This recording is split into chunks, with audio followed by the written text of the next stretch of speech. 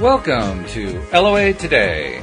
Walt Thiessen and life coach Linda Armstrong here.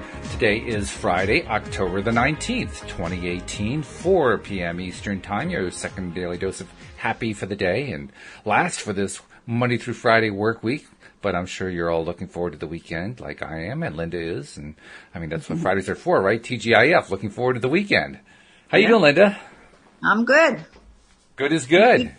Eager for our show? All right. Well, we've got a challenging topic I decided to kind of try to tackle today. All right. And let me tell you what the background is of it. We have a number of new co-hosts who are joining the show starting this week, including one who started with me yesterday, who is a stand-up comedian, a young man, just out of school, just out of college. And he goes by the stage name Dark Dry Drew, which is, you could tell where that comedy is going. He has sworn and pledged he's not going to do dark comedy with our show, but he's an interesting guy. We had a really good conversation. And in the course of the conversation, I was getting to know him, and he was getting to know me, and the audience was getting to know him. And he shared a lot of really good stuff about himself. And after the podcast, he and I were talking some more about various things that we can do to get more listeners, because we want more listeners, and we want to get the word out more about the Daily Dose of Happy that we offer here.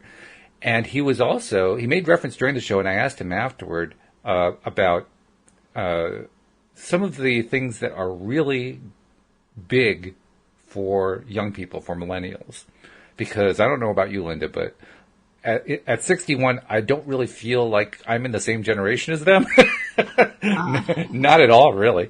But I mean, I had such a great conversation with him, and I like bringing him on. And there's another woman we're bringing on Tuesdays that I actually did a first podcast with her on Monday to fill in for Patty. Her name is Alex King. She's a young woman, and we have a couple of other guys coming on who are fairly young, all in the millennial range. And I'm loving the idea of doing that because it provides a connection to the younger generations that I don't think we've really been reaching out to as well as we could. So I'm viewing this as a very good thing. Well, Drew was telling me what he sees as being the biggest issues from the perspective of young people. And he had two really interesting ones that he mentioned. One of them was lack of role models, which is really interesting. I don't know about you, but I kind of did a double take on that because, I mean, is there any generation that doesn't have role models, especially this one that's so technologically connected? But he's convinced that it's actually a problem. He said, look who we have for role models. President Donald Trump. You're like, well, okay, all right, I'll buy that one. But he was listing a few other names, and he was saying, you know, these are not people that we really want to be modeling our lives after. And he also pointed out to me a couple people I had never heard of, one of whom is named Jordan Peterson, who apparently is a kind of a right-wing professor from Canada who has this huge following among young people. And according to Drew, the main reason he has this following is because he's kind of a father image. And I'm thinking, really? There's a lack of father images? It just kind of surprised me. But he's convinced that that's an issue. So that's something he and I are going to explore, and we'll probably explore with other co-hosts as well. Another thing he mentioned, he said is really big, and this I can see, is depression. He says depression is a really big issue among the young right now. And he suggested that if we were to do some really cogent, tightly discussed topics or episodes on the topic of depression, that they could help build up our listenership and reach an audience that need that daily dose of happy, possibly in ways that even they didn't realize that they needed. And I'm intrigued by that. So I figured before I even got a chance to try it with him, I thought I'd try it with one of you guys. And since you're up next, I figured, well, let's see if Linda and I can do it together. So that's the impetus. That's where it's all coming from, if that's okay with you.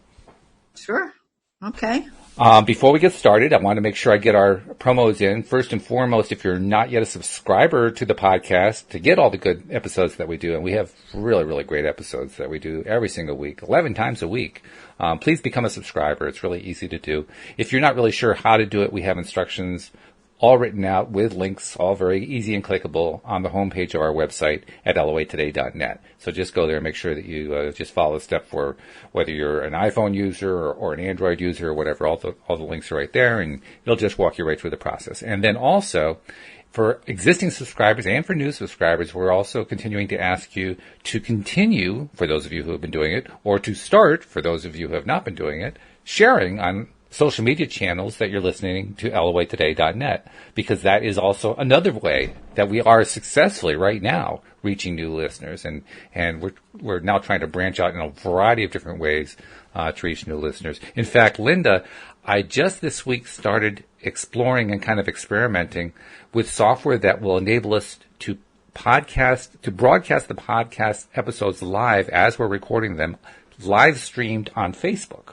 And indeed, Wow. Yeah, Tom Wells and I did the first one this morning as an experiment, and kind of got a few of the bugs out. And I didn't really want to get it going for this afternoon because I had some things I needed to get done with it first. But yeah, starting next week, we're actually going to be doing a lot of live streaming on Facebook, which should be a lot of fun, first of all. And I'm hoping if we can kind of get connected to some of the law of attraction groups, maybe we can get more and more people who are listening interacting directly with us just by commenting, and we can respond to the comments and so forth on the live stream post. So there's another way. That's a great idea. Isn't that cool? Isn't that cool? Yeah. So yeah, we're doing some cool stuff here. So please become a subscriber if you're not already, and please share if you have done it already for this particular show and for all the shows that we do, because every single time you do that, you help us reach more and more people to help them get their daily dose of happy. And with that out of the way, depression. Oh my God. What's that? I'm sorry. I said, oh my God. I'm actually, while you're talking about what we're going to be talking about, I was going through some cards and pulling them, and I just pulled a card, and it says, I don't even know what it's going to say about it. Mentors and role models. Oh, no kidding. Yeah. So we'll hold on to that. Okay. We'll get to that. Okay. I'm sorry. I was like, what? Well, actually, let's do that one first, because I really wasn't planning to get into great detail about mentors and role models on this show. But since you got the card up there, let's see what it says. Well, I mean, you're talking about these young kids needing, father images, right? Or, whatever it was you were just mentioning about that. Okay, so what this card says, I'll just read it to you, is for mentors and role models. And this is a deck from Sonia Choquette. Some listeners may know of her. She's psychic medium. Okay. Okay, so it says, if you've heard that being intuitive is a special gift only for the selected few, then you've been misinformed. Once you start paying attention to your vibes, you'll see that there are creative, artful, sixth sensory people all around, and they look normal except for one thing. They shine. So they carry a lot of light. If you hesitate to step out of the closet as a sixth sensory person, a lot of people are afraid to let other people know they have these psychic abilities developing within them. That's what this is about. It says, look for these mentors to inspire you to navigate the psychic highway with more confidence and ease. Seek out public people who demonstrate that being sixth sensory can indeed be graceful, creative, supportive, and fun. Role models for intuitive living are not that hard to find. They're people who are ethical, humanitarian, and spontaneous. Their auras sparkle, they laugh out loud, and their enthusiasm for life is infectious. They listen, follow their heart, trust their feelings, speak their truth, and act on their instinct without hesitation. And they encourage you to do the same. Ask them what their secret is, and inevitably they will say, I trust my vibes. So interesting because, if we want to get into how things are really developing and changing on the planet, more and more people are opening up to this intuitive side of them. And really anyone involved in law of attraction is opening up to that, whether they know it or not. Fair point. It's coming. Yeah. And especially the younger kids, they really are so much more tuned in and tapped in. I mean, kids being born now are like so psychic, but society might squash that.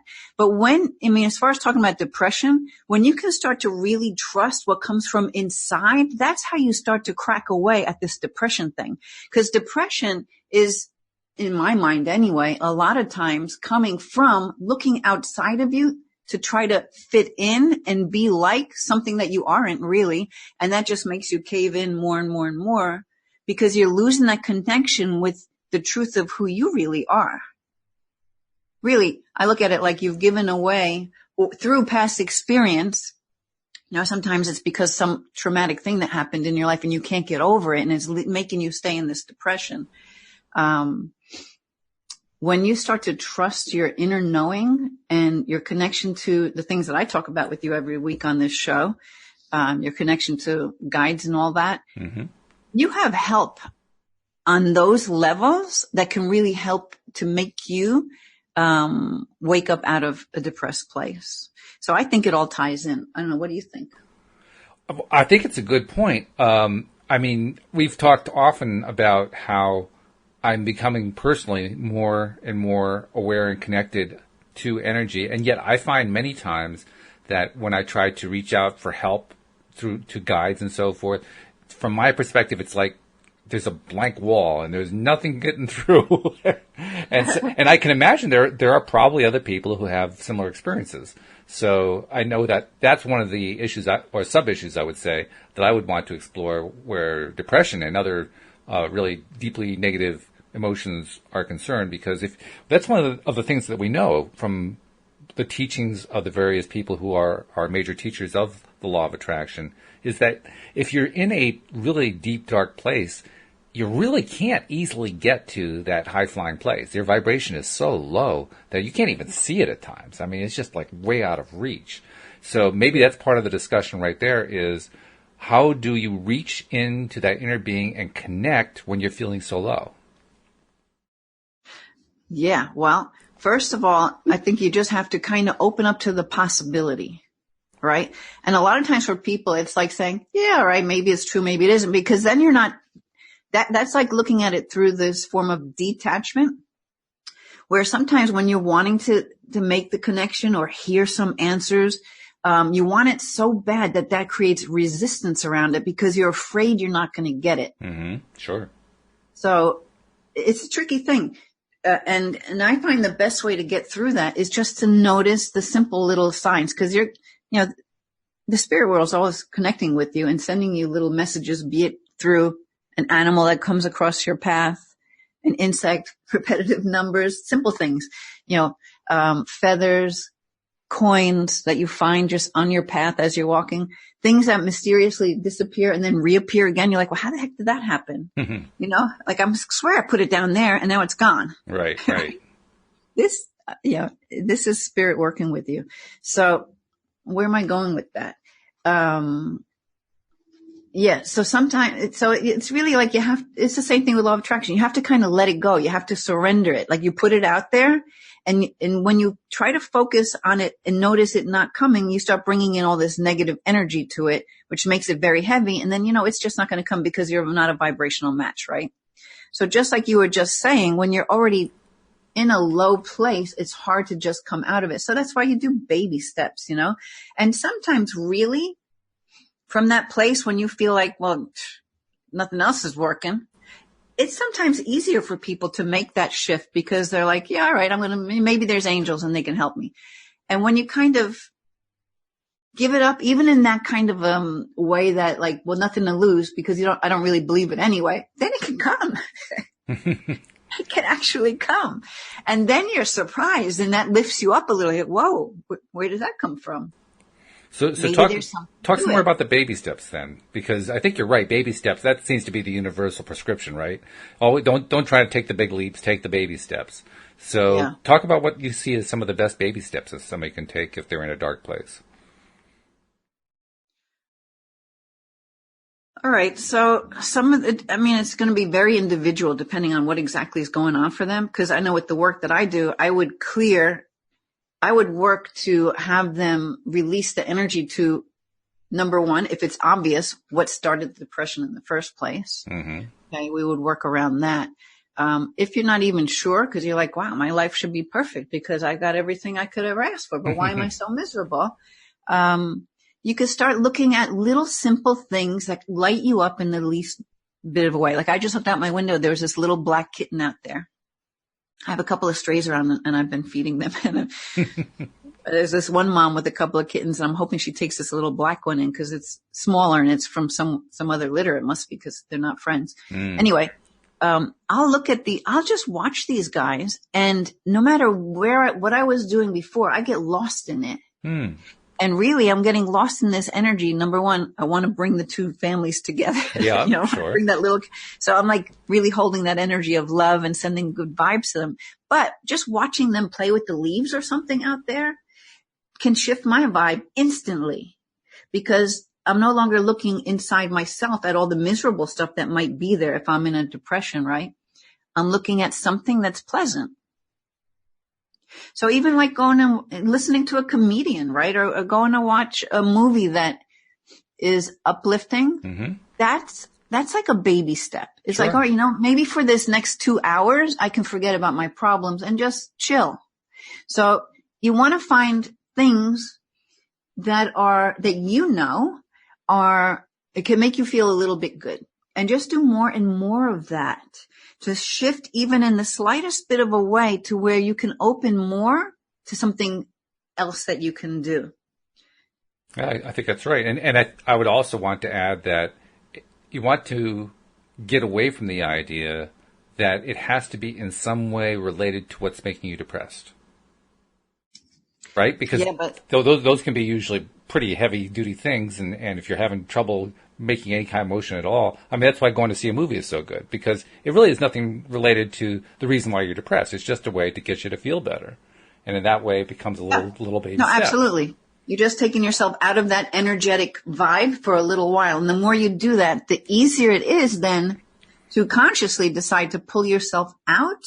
Now, I know that sounds like a bunch of words to someone who's really going through something that they experience that's pulling them down. But even for the people who aren't really sure what it's all about, like what's making me feel this way, because things get triggered and they don't always make sense. Like you can't always connect the dots when you're talking about energetic things.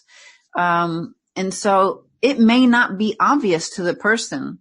Oh yeah, well, I had this car accident and then I couldn't, whatever. Or my husband cheated on me, or, I lost my job. I've been in that job for 25 years. Those are things that could cause it. But sometimes you're not aware of what's linking together the experience that's coming up for you.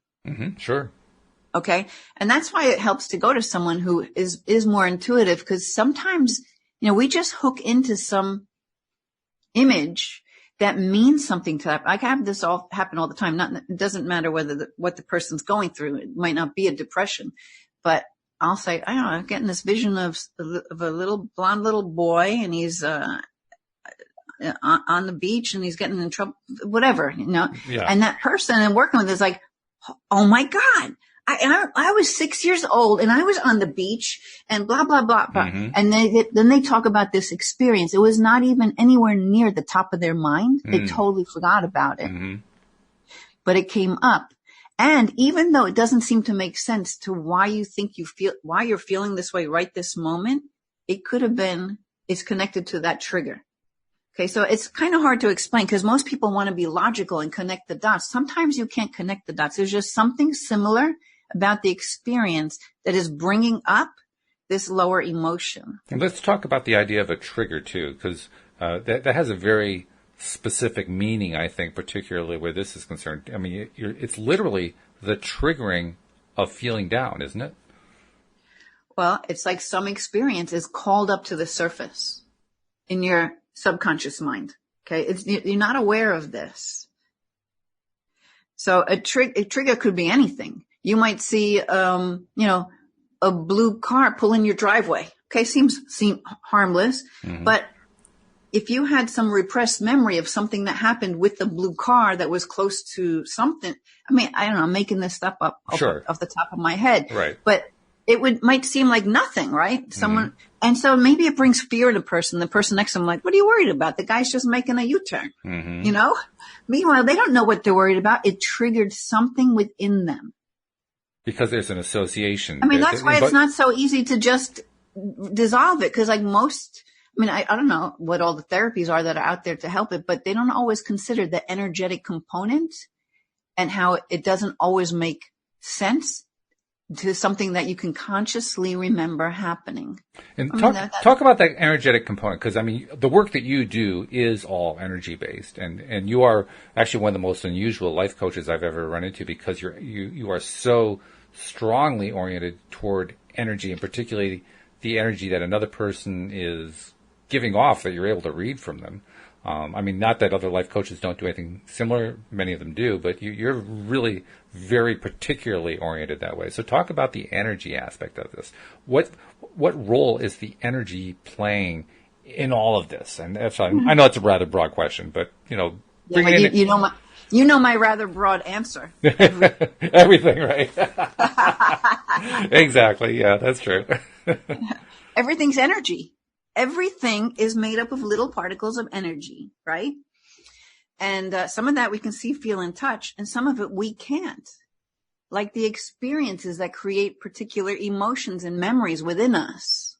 So those things may be triggered. I mean, I'm not an expert on depression, so, I'm just talking over my own thoughts or experience. Mm-hmm. But I do know, at least from what I've experienced, that everything has an energetic component to it. And when you can free that energy from your, like in a session, if I have someone actually release trapped energy that's within their body, they have a distinct difference within themselves once that energy's gone. Do you, as an energy sensitive person, when you're working with a client particularly, do you feel the difference between, say, a happy, joyous energy and a deep depression energy? Is there a real tangible difference, or is it that you hear about what it is and then you feel it empathetically like anybody else would? No, I can feel it, and I can actually pretty much kind of see it. Really? Okay. What is it? What is it? How does it look different? I mean, what looks different about low energy versus high energy? So you could probably see it for yourself. Okay.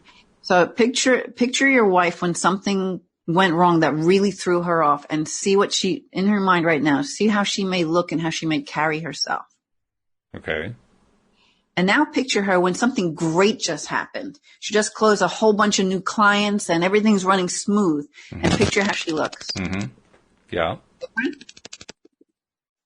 Can you see a difference? Well, I see the difference in the way she's smiling versus frowning. I'm not sure if I see an energy difference. Maybe I do. You probably do, because their whole body will show the energy, and their eyes, for sure. You can see it in their eyes. Okay. You look into the eyes of someone who, even if they're smiling, you can see behind it that there's really something going on for them. Well, I don't know. Maybe I pick it up in a different way. I'm just trying to, but I'll tell you this, when people leave, after I see them, especially when, I could just see a difference in their whole face and their whole demeanor. It's almost like they're glowing. Whereas before it was like they were like behind a shadow or something like that. Yeah. Okay. And I can understand that. I mean, sometimes we'll attribute that to body language, but there is sort of a glow that people can give off when they're feeling really good that they aren't giving off when they're not feeling really good. And that I can pretty easily see, I think. And I kind of suspect most people can see that. Yeah. And how about when somebody's putting on a good face, but you can just sense there's something not right beneath it? It feels fake, right? Okay. So you're sensing the energy. Okay. And you can see a difference. So, maybe too, because I can also kind of feel it while I'm working with them, and I can feel the energy when it releases. So it might not be a good example, but I think I know that everybody has the ability to do the very same thing. They're just not aware of it. Okay. So what's happening now is that the energy on the planet is really raising and shifting, and so are we. And so we're trying to catch up to it. So even especially right now, some people might feel more depressed than usual, or not understand why one day they feel good, the next day they don't.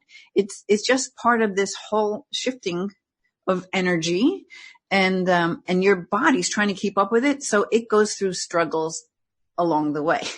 So I take it, I mean, I'm going to guess here, pretty easy guess. You're sensing this energy, this global or this planet-wide energy increasing. What does that seem like to you? How does that feel? Sometimes it doesn't feel good because, I mean, while it's all happening, just like every time you get a cold or you're sick or something, that's just energy that has been trapped within you that's releasing. I don't care what anybody else wants to call it. You're having some sort of a release that's going on, or a shifting in energy. And it could happen in many weird ways. I mean, I've had some really weird things happen to me before, and good thing I knew that there's probably nothing scientific, medically wrong with me. Mm-hmm. I even wound up in the emergency room one time just to check it out, just in case, but I knew what was going on. But you're not going to be stupid about it. Right. So, yeah. So I'm going off on a little bit of a thing there, but. No, that's all right. Go ahead. All right. So I mean, because stories are what make it interesting anyway. So yeah, go ahead. Okay. So being that it's coming up, I guess there's a reason for that. So I'll go with it. So as I've been growing more into my own abilities, and we all have these psychic abilities, and so many times you don't even realize how tuned in you are unless someone like me talks about it. And you're like, oh my God, yeah, I remember. I knew that something was going to happen. I don't even know how, or I go to pick up the phone and I feel like it's going to be so-and-so. And then it is like, I mean, stuff like that happens all the time. And people don't really realize that it's not a coincidence. That's something that they're actually tapping into that's within the energy field that they can sense. So they just kind of know something. Right. So that's a little different. But this thing with the energy of the planet changing. And so as I've been evolving and growing into, like I did start out just strictly doing law of attraction coaching, but one thing led to the other. Next thing you know, I'm doing this energy work. Right. It just evolved. But I was going to tell you one particular thing. Actually, these two things happened right close together. And it was the night before my husband had to go to Africa for a world tournament. Wow. Because we have a karate school. Mm-hmm. And that night before he leaves, I'm just doing my usual stuff and I get up to walk somewhere. And all of a sudden, I had to sit down. Like I couldn't move. I just fell to the floor.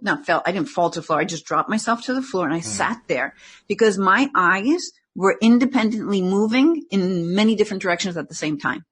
Normally your eyes go together, right? Yeah. You look to the right, you look to the left, you look up, you look down. No, they were looking in every direction separate from each other, like on their own. That would be very disconcerting. That would be rather frightening, actually. So I had to sit down because I couldn't walk, right? So I call my husband. I'm like, Gavin, look at my eyes. My eyes are going in like many different directions at the same time. And I'm looking at him, right, saying this. And he's like, no, your eyes are looking straight at me. I'm like, no, they're not. You're moving in every different direction at the same time. They're going crazy. I can't even stand. He's like, you're looking straight at me. They're both looking straight at me, right? So I'm like, okay. So I just sat there for a while and I was just breathing. I'm like, whatever this is, it's going to pass. This is probably just some kind of attunement of some sort. And I don't know what it is, but so then that passed. And he's like, Linda, your eyes weren't moving. They were just looking right at me. I'm like, okay. So we called up some doctor friends because he's leaving for Africa the next day, right? Yeah, I'm like, right. Well, here I am. Now my eyes are going wacky and I don't know what's going on. So I called this one doctor friend of ours who works in the ER and he's like, so he told me different things to look for and we were checking this stuff and it seemed like, because I've never heard of anything like this, but it doesn't seem like anything medical that it's not like a detached cornea retina and it's not like this and that and the other thing. So I'm like, okay. That's good. Left it like that. My husband goes to Africa. A couple of days later, I'm at a store and all of a sudden I feel really kind of dizzy. I'm like, oh, okay. I better get in my car and go home. But when I got to the car, I'm like, well, no, maybe I can, cause I was, shopping for some stuff and I wanted to get a lot of things done, right? Right. I'm like, I'm just going to go across the street and I'm going to just check that one store and then I swear I'll go straight home. But I get to that parking lot and I couldn't get out of my car. I'm like, okay, wait a minute. Something's really not right. I'm like, let me try and drive home. And I couldn't do that. I did like a little U-turny thing and I pulled in the parking lot and I think I had my son come and, no. Yeah. Okay. So I just sat for a while and I just waited till it passed. I had water with me or something like that. And then I was okay. And I went home. Then the next day I'm still on this shopping quest because I don't know what I was doing. I had some kind of project I was working on and it happened again. And I'm like, oh boy, this is really weird. Mm. So I did get on the highway to try to turn around to go home, and I realized there's no way I could drive. So I pulled off into a parking lot. I called my son, and there was an urgent care real close by. And I'm like, I'm going to that urgent care. I don't know what's wrong, but something's wrong. I can't drive. So I go to the urgent care. They're checking me out. They don't find anything wrong with me. Mm-hmm. And they're like, but let's play it safe. And so they send me in an ambulance to the hospital. My son meets me there, and they're doing all these tests, and they're not finding anything. They do one test, and like, oh, we got to do a CAT scan or something like that. We saw something unusual in your blood markers. I don't know what it was. I'm like, all right. Mm-hmm. At the time, I'm thinking, well, I'm telling, my husband's not here. My son is there. I'm like, listen, don't worry. Whatever this is, whatever it's meant to be, I'm okay with it, and we'll just deal with it. I had a feeling it was nothing, but it's good to check it out. Sure. My brother came because he's like, he didn't want my son to have to deal with this whole thing on his own while my husband was away. Mm-hmm. And turns out a couple hours later, they let me go. Nothing wrong with you. Okay. So I knew, and I even blogged about this back then. I didn't save it because I switched my websites, but I knew that there was nothing wrong with me. I knew deep in my gut that this was just me shifting with whatever is going on in this planet here, and me stepping into more of my intuitive abilities. So I really didn't worry about it, and I just knew, but at the same time, I'm not going to be stupid about it either, because nothing made any sense. Yeah, sure. Yeah. So stuff like that. Now, you could get, if you had you could get really scared by that without even having like any kind of an idea that I might have that it's nothing to worry about. And that could cause you to go into all kinds of who knows what. Mm-hmm. True. Even a depression, like what's wrong with me? Then you start hunting down every single doctor who can try and find what's wrong with me. Meanwhile, there's nothing wrong with you. Right? Yeah. And you're going through all this worry and all this. So I didn't worry about it. And it hasn't happened. I had other things happen, but it hasn't happened again. So I don't know why that whole story came out just now, but just to illustrate that sometimes there's really nothing that really to worry about. So you got to really trust your gut. And that's getting back to finding your connection to this. And so actually the reason why I told you about this thing with the planet changing is that the veils between the seen and the unseen are kind of thinning away. So more and more people are going to start to kind of see spirit or sense spirit or really tap into their psychic abilities. That's growing more and more and more. And the young kids are really tuned into that. And you know what? Maybe some of those young kids let this out and maybe tell their parents about these abilities, and their parents shut them down or tell them, don't tell anyone. They'll think you're crazy, or who knows what. Yeah. And then the kid might start to think, well, there's something wrong with me. Maybe I am crazy. I'm not normal, and then it could turn into something that it's not. So that's why you never know, because everything's energy. And, if you really are worried that it's a physical thing, so you check it out. If there's no reason for that physical thing, well, you know what? There's probably just some energetic component to it. That's an interesting thought, because very often we could be making ourselves depressed over what science would say is nothing at all. It seems very real to us, but right. It may not be anything definite that anybody can put their finger on. Right. And that's going outside of yourself. Like some of the young kids who want to look like the perfect model in the magazine. Mm-hmm. Well, you know what? That's putting their faith into something outside of themselves to dictate to them how they ought to be, rather than just owning who they are, finding their own gifts and talents, and not having to be like everybody else. Interesting that you should mention that, because one of the ideas that Drew brought up is that because of the nature of the employment market today, and the fact that so many of the jobs that are available and the careers that are available are so highly specialized, it's all very niche-based now.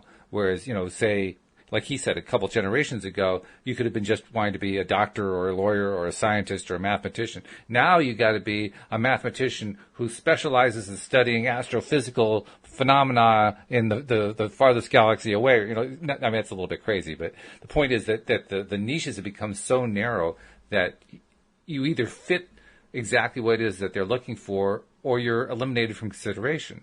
And he and his friends are finding it to be a little bit intimidating at times because, first of all, they're young. And when you're young, you don't have a whole lot of work experience. So that makes you kind of bottom of the totem pole person anyway. And second of all, even though there are all these jobs that are open out there, you don't qualify for any of them because it doesn't happen to fit what you happen to know and what you happen to love. That can also create anxiety and depression because you don't really know how to navigate it. And it's not like they have a whole lot of history from, their parents' generation or the generations before that. Nobody's ever had to deal with this really highly niche-oriented job economy before now. This is the first time that it's been a widespread thing. So something like that, I could see that becoming, a more tangible thing than the one that's, I can't really pin it down on any particular physical cause. This is a much more, quote, real world experience. You know what? And I'll go to the flip side of that. Okay. And where I see a lot of these young people creating their own niche. This is true. I mean, really, look at all these people on YouTube creating businesses, talking about, in some cases, pure nonsense. But they found a market for it and they're having a wonderful life, right? Who knew you could sell nonsense, right? Yeah. So that's why, again, so if you're looking at what's outside of you and not seeing your own true gifts and talents and how that could maybe turn into something, because there are lots of examples of people who have made a living, a career, a lifestyle out of something you would never have thought of 30 years ago, for sure. Oh, yeah. Yeah, I agree with that. No doubt about that. And you're right. I mean, you also touched on a moment ago when, I don't remember exactly how you said it, but you mentioned that very often we don't give ourselves enough credit. We're always looking outside of ourselves for validation, for love, for acceptance. And I see that a lot. I see it on the Facebook groups, the Law of Attraction groups on Facebook, where a lot of young people come in asking very basic questions about the law of attraction. Some of them come in just, they've got some issue going on. They have no idea how it's going to relate to law of attraction, but they figure, well, I'll try it here, see if anybody's got an answer. And then they'll spill their guts about how, their dad's paying them no attention and their lover just left them and they just lost their job and nobody loves them. And it's just like this, endless flow of all the different ways that people in their lives are not treating them well or not loving them or not respecting them or not this or not that. And you read enough of it and you begin to realize these people really have no idea how to reach within inside themselves to find out what they think about themselves and to love themselves and to appreciate themselves. And that's what I was thinking of when you mentioned that. And that's a perfect example of something we've talked about, I think, a bunch of times, and how the outer reflects the inner. Mm-hmm. Mm-hmm. So if people are not appreciating them, they're not appreciating themselves. Because once again, they're looking outside of themselves for their answers. So I think a lot of with this big changing of the energy and all is that people are going to start getting more and more in touch with their inner parts of themselves to guide them and not giving their power away to those things that are outside of them that might dictate, no, this is the way you're supposed to do it. But they might have a better way to do it. And if they don't trust themselves, they'll never let themselves go there and explore that. So if you're talking and to in the meantime, they make themselves feel wrong. Oh, yeah. because someone else said, nobody does it your way. This is how you have to do it, right? Mm-hmm. Yeah. Yeah, so the same people who are not giving them the positive strokes that they're looking for are also telling them that they're doing it wrong. So they just got a double whammy, which makes it so much more fun. But for somebody who recognizes, at least on some level, that, okay, there's some truth to this idea that maybe I need to give myself some more attention. Maybe I need to give myself a little more love. Like if let's say you're talking to one of these people as a client, right? And it's a young person and they are looking everywhere outside for love and for appreciation and for, just general self-esteem. What do you say to them? I mean, obviously you say to them that you want to look inside, but if they're having trouble getting there, how do you help them get there? Well, for one, I'll work on try to get to where that energy originated from in their experience. Because they might be 20 now and having this experience, but really it started when they were 8. So we'll clear that kind of thing. But I think what happens is and I love working with younger people because they get it and they transform like easily. Yeah, isn't that something? Yeah, because they don't, first of all, they're not carrying as much baggage as us older people. Exactly. That's very true. And because they're also coming in more psychically able, and they just kind of need someone to point it out to them and to say, you know what? You know what's best for you. It's like if they connect with me and I point out that they actually know better than anyone else what is in their highest and best good, it really empowers them to think, oh, you mean I'm allowed to look at what I want? Or possibly my way of doing this is innovative, or, works for me just because it doesn't work for that person, and their thing certainly doesn't work for me. So they start to maybe look at it from their inside perspective instead of giving it all away out there, to their teachers. And, yeah. And that's certainly what we're all trained to do. And today's young people continue to be trained to do. And that is to follow the lead of the teachers, to follow the lead of the older adults who keep leading everybody down the wrong road because that's what their parents did and that's what their parents did. And it's been going on for a long, long time. So it's an interesting thing. If what you're saying is true, and I think what you're saying is true, that there is a sort of a global energy increase going on. And in the process of that energy increase, we are exploring and discovering more and more intuitively or psychically or through some other sensory similar experience. I'm not sure how else to describe it. Since that kind of thing is happening more and more, it does suggest that the younger you are, the easier you're going to connect to it once you know to do that, for the reasons you gave. First of all, because you don't have the baggage. Second of all, because you're young, and when what everybody tells us, I think you told about this too on one of the earlier podcasts that we did together, when you're born, when you come into this world, you have that connection. You have that connection to the non-physical. It's clear and crystal and just so obvious. And then you're trained to ignore it or to discount it or to turn it off or disconnect from it or something like that. No, you make me think of my niece. When I first met her, she was like 3 or 4.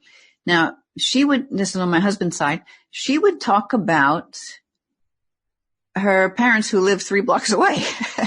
I mean, a lot of times kids come in and they still have past life memories that they're still connecting to because they haven't let that part of them go yet, or it hasn't been squashed out of them. Now, fortunately, my brother-in-law and his wife were already tapped into this kind of way of being. In fact, his wife teaches young kids on a whole, outside of the public schools, in a whole different way that really empowers them to all of this stuff, to know that they are special and that they have their own way of being. And I think even within the public schools, every now and then you see these teachers who really honor the student as an individual and not have them try to fit the mold of everything else.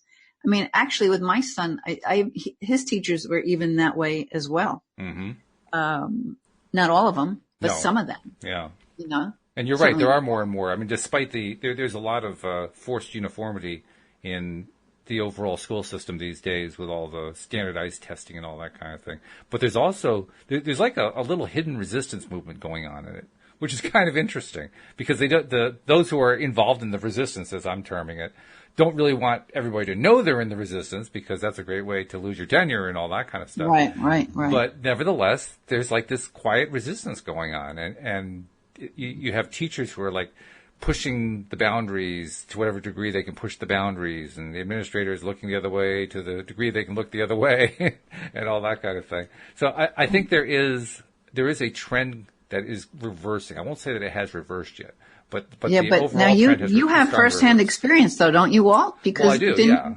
Yeah. With an alternative school, and that is really cool to go through. By the way, it's a lot of fun to open a school like that and to really open things up so that the kids are completely in control of their own day, which flies in the face of traditional education in every way possible. But when you do that, watching what the kids do, the best part, the funniest part actually, is when you first open a school like that. Now, for people who don't know what I'm talking about, this is what's known as a Sudbury Model School. And it derived from a school that was created in the Boston area of Massachusetts in what's known as the Sudbury Valley. And the school, not surprisingly, is called the Sudbury Valley School. And it's a model that has been adopted by a very small number of alternative school creators around the world, most of them here in the U.S. It's a model that Esther Hicks, she has been voicing Abraham, has lauded tremendously. I hadn't even realized that. But Wendy Dillard pointed out to me that there have been a number of workshops where they have talked very favorably about the model. And the reason that they've talked favorably about it is that I think it's really the only model I've ever heard of where the student is given complete control of their day. There are no required tests. There are no required curricula. It's not like you have to take certain courses. The kid can basically, they can play all day if they want to. They can read all day. They can go out and shoot baskets. They can play video games. They can do whatever they want all day long. And as they do that, much against what the fears of the parents are, they're never going to learn anything. Well, actually, it turns out they learn a lot of stuff. A whole lot more. They learn a ton. But it's really fun to watch them when they're in the early stages. So when you first open the school, you get the kids trying to play the roles that they played in the traditional educational system, where they're pushing the boundaries. The only problem is there are no boundaries to push against. And it's almost like a comic opera. Watching, there was a situation that happened with the school that I helped open, where there was this one girl who she had broken something, and the way that the school model handles that kind of thing is what's known as a judiciary committee, which is made up of students and staff members, but primarily students. And then the students basically try to figure out what's the right way to handle this. Is there an appropriate consequence that comes from it? How does the discipline going to work? What are the rules of the school? All that kind of thing get figured out in the judiciary committee. And in this particular case, it was a brand new judiciary committee because it was a new school. We'd never done this before. So I was the only staff member present for it. There were, I think, a total of 4 kids in the room, the girl who had caused the problem and 3 others. And the 3 others and the girl were all trying to find ways to get me to be the authority figure to solve the problem for them, which is exactly what they were used to in the traditional educational system. And I knew the model well enough to say, nope, I ain't doing that. And watching them go through their gyrations, trying to find some way to hand the gavel to me was just hysterically funny. But eventually they did decide, okay, we can't get away with doing that. We can't end the meeting because we got to resolve this. If we don't resolve this, it actually involved the facility where we're in. If we don't resolve it, we'll get kicked out of the facility and we'll have to close the school down. So this is a pretty serious one. So we got to do something about it. So they actually had to take responsibility for what are we going to do. And just watching their minds as they shifted was really, really cool. So there is help because there are very, very few schools like that, but they exist. And there is more and more of a trend, not nearly as far as what that school does, but it's pointing in that direction. And it's encouraging to see that even in traditional schools, you see more and more where teachers are trying to experiment. They're trying to figure out how can I push the boundary a little bit and give a little more freedom to the kids and help them explore who they are in ways that the traditional model doesn't normally let them do. Yeah. Well, there are schools, I don't know, where, I know there are here anyway, in New York area, Montessori schools, Waldorf schools. Mm-hmm.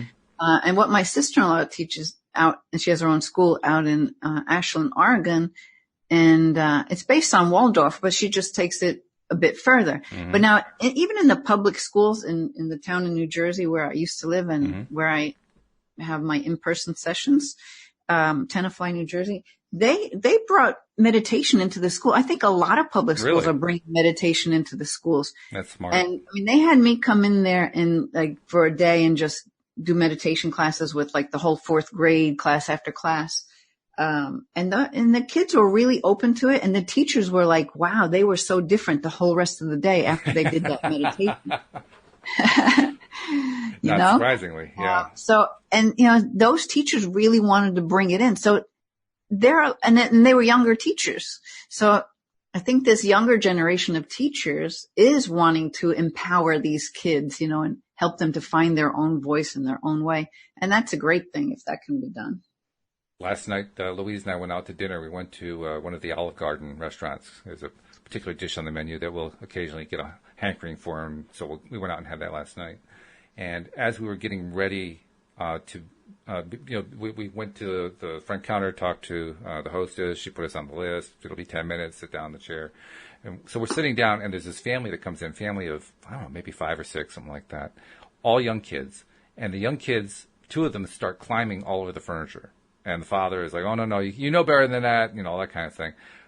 And you almost expected him to start chewing them out or something like that. And then there was this one of the girls who was just kind of hanging onto the furniture, and he was trying to pry her off of it. And you could almost see a bad situation happening. And then, much to my surprise, he picks her up, and he's holding her over his shoulder, and he's blowing into her belly, teasing her, and she's laughing and laughing and laughing. And like, wow, that was a really big difference from what would have happened with a parent-child relationship even 20 years ago.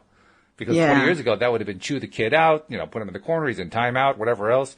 Instead, he turned it into a fun situation and still got her pried away from the furniture and turned her mind away from, the fact that she was basically inconveniencing the other patrons who were there waiting for their tables.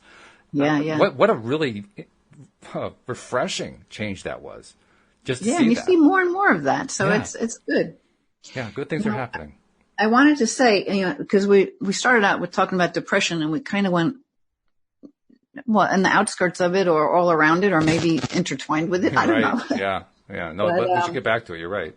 But for people who do are really suffering with depression, I think, really, it does help to get someone who you can talk to about the things that are running through your mind, who can help you, especially if they're an energy healer or something to do with, could be anyone that does healing work. Mm-hmm. So you can kind of maybe shine a light on the things that have contributed to the way that you feel, help to clear that energy so that you can ultimately return back to your truth. And the truth is that you are love. So if you're depressed, you're just so pulled away from that energy, your true energy, which is this higher vibration of love. I mean, that's how, remember you mentioned that in the beginning. You come in here as a child, right? Little baby, this little bundle of love. Mm-hmm. That's your true nature right there. Yeah. That true nature, it may be trained out of us, but like you've been saying, the fact that this global vibration raising is happening, and is happening for kids who are, or for young people who are so recently kids, that vibration isn't so long ago. That experience of being in that pure love place that they were in when they were very, very small isn't so long ago. And so it's much more in reach than it was. And it's really going to be interesting to see what happens as the next generation comes up, the ones that are currently, in elementary school, the ones who are really, really close to it. Because if this shift is happening, and you're not the only one I've ever heard this from, so I think it really probably is happening. And sometimes I even think I actually can sense it. So that kind of reinforces it for me. So if it is happening, then that generation, the elementary kids, we should be expecting some pretty interesting stuff coming out of that, because it means they're not going to get so completely divorced from that connection like everybody else has up until now. Well, they're coming in equipped for it, or for the changes already, or they wouldn't be being born now at this time. We're all a part of this big change. You choose to come to your life when you choose it. There's no accident. Even if you think you were accident, your parents didn't plan you, there's no accident. It's exactly how it's supposed to be. And these young ones just are more tapped in and tuned in to these changes that, that we weren't aware of 50, 60, 70 years ago, 100 years ago. So you would subscribe to the idea then that, these very, very young ones are going to find this to be a much more seamless transition. Yeah, and actually, how many times have you given a computer or some kind of electronic thing to like a 3-year-old and they figure it out in 2 minutes? Oh yeah, that's very common now. They just come in knowing. They're already wired with this stuff. Remember we talked about everything being a program? Mm-hmm. So this is probably an unfair question because I think I know the answer, but you buy in, you subscribe to the theory that knowledge is not only generational, but it's throughout the human race. I mean, each generation basically captures all the knowledge that was acquired by the previous generation, and they may not know it consciously, but they're all tapped into it. I guess you could look at it that way. Yeah. Because if that's true, and I'm seeing more and more evidence that suggests to me that it is true. If that's true, then, well, first of all, it explains why it is that every generation seems smarter than the last one.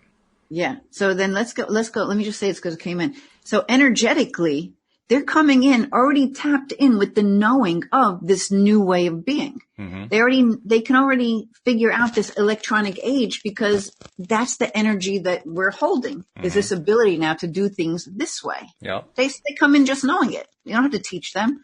You really don't have to teach them barely anything. They just know. I mean, I've been giving stuff to my son to figure out for me for as long as I can remember. I'm like, I can't do it. You figure it out. You know, he's like 5 and he's figuring this stuff out. So, and I can experience it from the perspective of me as a computer person. I've been a computer person pretty much since the personal computers came out. That was my coming of age time. And today, there are some things happening in the computer world. Up until this point, I've pretty much been able to keep up with everything. Nothing really surprised me. But the latest thing that has come out in the last few years is what they call quantum computing. Maybe you've heard of it. And I have read on it. I have heard about it. And it's the first time I've run into a technology where I have no freaking idea what they're talking about. Yeah. That shows how fast the whole thing is moving along. It's actually surpassed my ability, and I was one of the earliest adopters of it. Right, because we're always evolving and changing, right? Because remember, how big were computers? Or like, oh, they were gigantic. I mean, they didn't do much. Yeah, and now they're like what? The size of, they can be. I saw this thing, a telephone the size of a business card. I didn't even look at it. But I'm like, all right. The computer that ran the Apollo 11 mission to the moon, that took the astronauts to the moon and back, would today occupy a small, tiny space in an Apple Watch. Yeah. That's how much it's transitioned. Right. And so what's next? And the person operating the watch wouldn't notice any decay in any of the other functions because that function was running. And so what comes next? Telepathy. You're just going to know. Do you know what I mean? Like, how small can it get?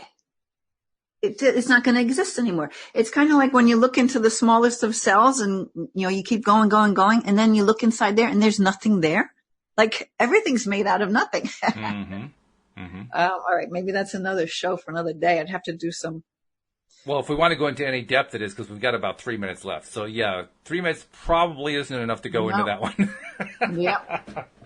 So that might require some research too, of the science behind it, you know? Oh, yeah. But it's out there.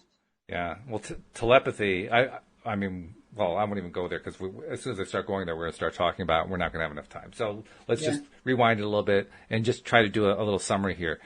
If you're fighting or dealing with depression, I think the primary message that I'm hoping people take away from this podcast is, first of all, you're not alone. Second of all, it's not the end of the world. You really can overcome this. Absolutely. We've described some of the processes that you can do here. There are actually a lot more. Tom Wells and I talked about quite a few of them during the morning podcast, too.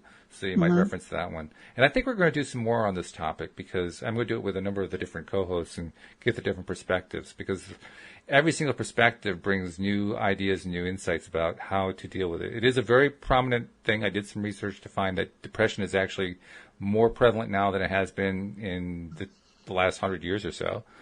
So it's an important deal, and we'll continue to discuss it and find ways for people to get around it. In the meantime, Linda, I want you to tell people, let's say somebody wants to reach out to you, they like your particular approach to how you can help somebody overcome depression. How do they reach out to you, and what can you do to help them? They can go to my website, lovemylife.coach. They can connect with me in many different ways on that website. It explains all the different ways that I can help them.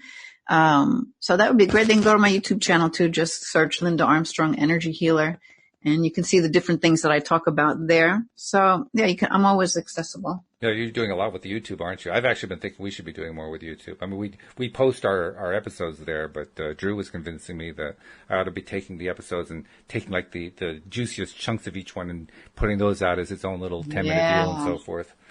Oh, yeah. Yeah, I think that's a great way to grow your audience. I'm meeting a lot of new clients just through that because they get to know me. Right. Yeah. And then they feel comfortable with actually, agreeing to work with me. Sounds good. All right. Well, Linda, it's been a pleasure. I hope you have a great weekend, and we'll talk to you next week. Thanks. You too. All right. And we'll see you all next time as well here on LOA Today. Goodbye, everybody.